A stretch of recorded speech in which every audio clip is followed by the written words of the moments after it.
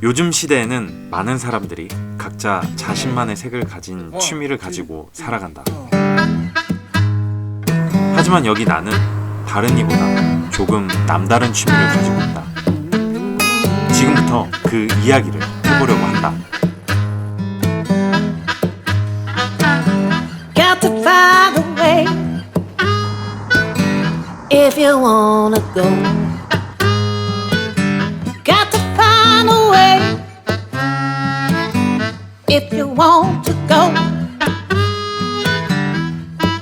There ain't nobody gonna do it for you. Got to find your own. Got to hit your heart if you want to love. 경치 좋다. 어렸을 때부터 아버지가 이 골동품, 도자기 그런 거 되게 좋아하셨어.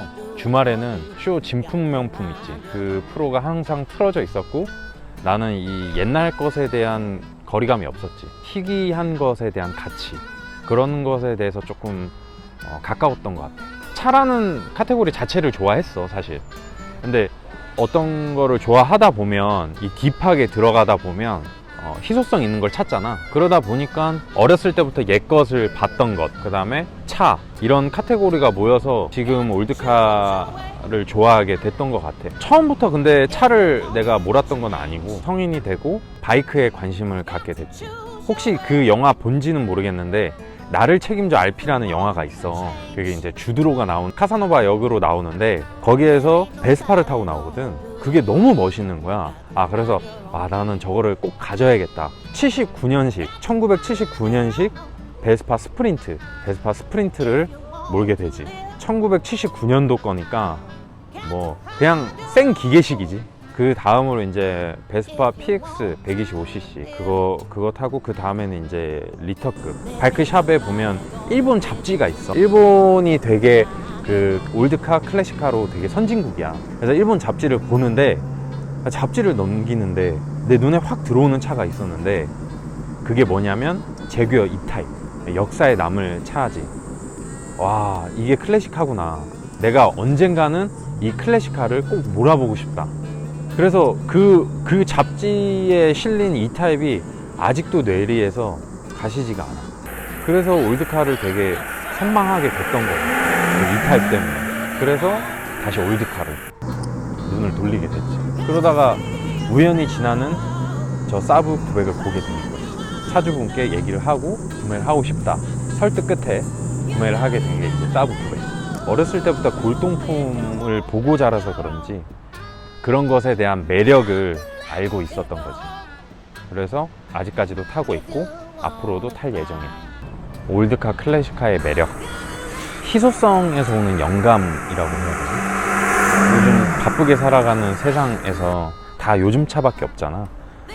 근데 90년도에 만들어진 저 차를 딱 타고 90년도에 유행했던 음악을 들으면 이 안에서 보는 이 시각적인 거는 91년도인 거지. 이 들리는 음악도 91년도고 나는 91년도에 있는 것 같은데 차 창문 밖에 있는 풍경은 2021년인 거지. 여기서 오는 어떤 이질감, 그게 묘한 카타르시스를 좀 느끼게 하는 것 같아. 바쁜 현대사회에서 내일을 또 기대하게 만드는 그런 게 매력인 것 같아.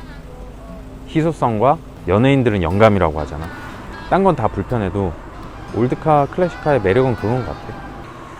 뭐 솔직히 관리하기 쉽지는 않지. 근데 그 올드카 클래식카를 타는 사람이 관리하는 거랑 일반 차를 타는 사람이 관리하는 거랑은 좀 근본부터가 좀 다르다고나 해야 될까? 까다로운 관리하는 것도 취미인 거야. 그렇게 관리를 하면서 이 차의 배경, 이 차가 설계된 설계 사상, 그런 것들을 하나하나 알게 되면 되게 재밌어. 차만이 가진 캐릭터가 요즘 차들처럼 그 일률적인 그런 것이 아닌, 다 각자가 가지는 캐릭터들이 확실해. 올드카의 단점 크게 두 가지가 있을 것 같은데, 일단 올드카 클래식카 컨텐츠 자체에서 오는 그런 단점이 있어. 옛날 차니까 당연히 기술력이 떨어지니까 안전에 좀 취약하고, 예를 들면 그 핸들 중에 나르디 핸들이라고 있거든. 그게 이제 올드카 타는 사람들 중에 이제 나르디 핸들 하면 국룰이야. BBS 휠, 나르디 핸들. 근데 그 나르디 핸들이 에어백이 없어. 그리고 차가 옛날 차다 보니까 수리를 하면서 타야 되는데 고장나는 부품이 좀 성능이나 안전에 좀 영향을 끼치는 그런 부품이 고장이 나면 조금 위험하지. 올드카 클래식카에서 어쩔 수 없이 따라 붙는 그런 문제점인 것 같아. 그 다음에 이제 두 번째는 제도적인 문제. 예를 들면 보험회사에선 저 차를 그냥 고철 덩어리, 옛날 거의 폐차장에 들어가야 될 연식이 오래된 그냥 오래된 차 이렇게만 등록이 돼 있고, 뭐 팀장급한테 승인을 받아야 되고 뭐 그런 식으로 해서 보험을 등록을 해야 되지. 그리고 정부의 환경 규제, 우리나라 환경 규제가 되게 까다로워서 일본이 되게 그 차에 대해서 선진국이거든. 그것에 비해 우리나라는 되게 보수적이다. 되게 환경 규제에 막혀서 이대로 가다가 서울에 진입 못하는 올드카들도 되게 많고, 전기차가 완전히 보급이 될 때면 그때는 이제 올드카들부터 규제에 들어가지 않을까. 그런 제도는 바뀌어야 되지 않을까 싶어. 외국에서 오히려 더 각광받는 건전한 취미야. 코로나가 좀 나아지면 그 올드카 클래식카를 모는 사람들끼리 모임에 나간다든지, 그런 좀 이렇게 사람들 간의 그 모임에 자주 좀 참석을 하려고 해. 원래 옛날 그 바이크 탈 때 그 정치적인 것 때문에 많이 뒤어가지고 사실 막연한 거부감 때문에 안 했는데, 이제 뭐 코로나가 나아지면 모임도 나가고 해서 올드카 클래식카를 좋아하는 사람들과 만나면서 조금 이 카테고리가 좀 우리나라에 좀 제대로 정착되는 좀 이렇게 어떤 그런 긍정적인 역할을 좀 해보고는 싶어. 나는 별건 아니지만 여러 사람들과 만나고 그걸 영상으로 담아보고 싶고, 개인적으로는 그 클래식카 그 차량의 목표는 E타입을 타보고 싶어. E타입을 타도록 열심히 일을 해야겠지. 열심히 하면 안 될 것 같은데, 오지게 해야 될 것 같은데, E타입을 한번 타보고 싶고, 그게 꿈이야. 그래서 사실 XK8도 그 E타입을 계승한 디자인이라서 골머리 썩음에도 버리지 못하는 이유가 그 E타입에 대한 어떤 동경 때문에 그런 게 있어서 E타입을 타보고 싶어. 그 E타입의 라이센스를 사서 그 영국의 코치빌더 회사인 이글이라는 회사가 있어. 작은 중소기업인데 E타입에 좀 변형을 시켜서 되게 디테일하게 해서 거의 실차보다도 더 완성도가 높은 차를 만들거든, 요새 기술력으로. 그 이글 스피드스터라는 차인데 영국 BBC 탑기어 제레미 클락슨도 극찬을 했지. 자기가 이제까지 봤던 것 중에 제일 아름다운 것이라고, 것 중에 제일 아름답다고 극찬한 차가 있는데, 보기라도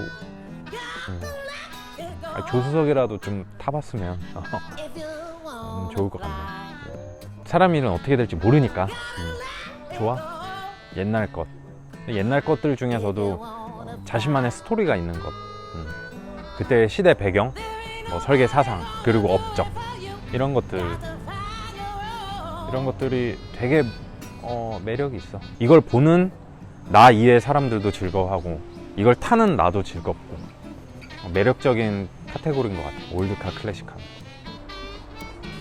경치지기네.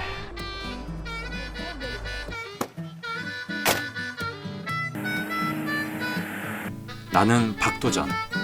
나에게 있어 올드카는 평범한 자동차 이상의 것일 것이다. 그것이 언제까지 이어질지는 모르지만 시간이 지나도 변하지 않는 멋을 뽐내는 이 녀석처럼 훗날 나도 그렇게 되었으면 한다.